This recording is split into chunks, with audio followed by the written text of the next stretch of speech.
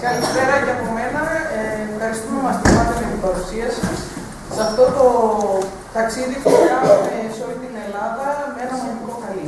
Σας προσκαλούμε λοιπόν να κλείσετε τα μάτια σας, να φανταστείτε την Ελλάδα, είτε αυτή ορίζεται από γεωγραφικούς άτλαντες, από ιστορικά κατάστοιχα ή από την καρδιά μας και την ψυχή μας.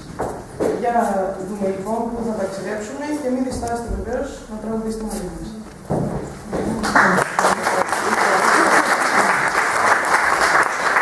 Εσείς τραγουδίσατε. Αυτή